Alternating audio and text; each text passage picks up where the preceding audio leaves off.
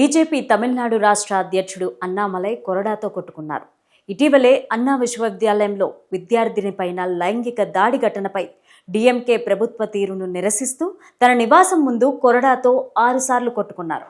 దీనికి సంబంధించిన వీడియో నెట్టింట వైరల్గా మారింది. మరోవైపు డీఎంకేను గద్దె దించే వరకు తాను చెప్పులు వేసుకోనంటూ అన్నామలై గురువారం మీడియా సమావేశంలో శపథం చేశారు. ఈ సందర్భంగా అన్నా యూనివర్సిటీ క్యాంపస్లో విద్యార్థినిపై లైంగిక ఘటనపైన ఆయన తీవ్ర ఆగ్రహం వ్యక్తం చేశారు.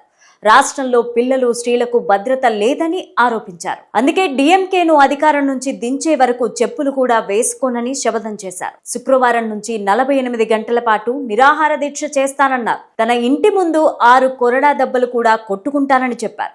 చెప్పినట్టుగానే ఇవాళ అన్నామలై తన ఇంటి ముందు కొరడాతో కొట్టుకున్నారు. చెన్నై నడిబొడ్డున అన్నా యూనివర్సిటీలో ఈ నెల 23న ఓ యువతిపై 2 యువకులు లైంగిక దాడికి పాల్పడ్డారు. యూనివర్సిటీలో ఇంజనీరింగ్ సెకండ్ ఇయర్ చదువుతున్న ఓ యువతి రాత్రి యూనివర్సిటీ ప్రాంగణంలో తన స్నేహితుడితో మాట్లాడుతున్న సమయంలో 2 యువకులు ఆ అమ్మాయి స్నేహితుడిని గాయపరిచి ఆమెపైన అత్యాచారానికి ఒడిగట్టారు. ఆ తర్వాత ఆ యువతిని అసభ్యకరంగా ఫోటోలు తీసి తనపైన ఫిర్యాదు చేస్తే ఆ ఫోటోలను సోషల్ మీడియాలో పోస్ట్ చేస్తానని బెదిరించారు.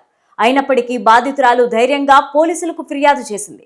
ఈ మేరకు పోలీసులు యూనివర్సిటీ ప్రాంగణంలోని సీసీ కెమెరాల సహాయంతో నిందితుల్లో ఒకరిని పట్టుకున్నారు. అతడిని చెన్నై కొట్టూరుపురానికి చెందిన జ్ఞానశేఖర్గా గుర్తించారు. జ్ఞానశేఖర్ రోడ్డు పక్కన బిర్యానీ అమ్ముకుంటాడని సమాచారం. మరో నిందితుని కోసం పోలీసులు గాలిస్తున్నారు.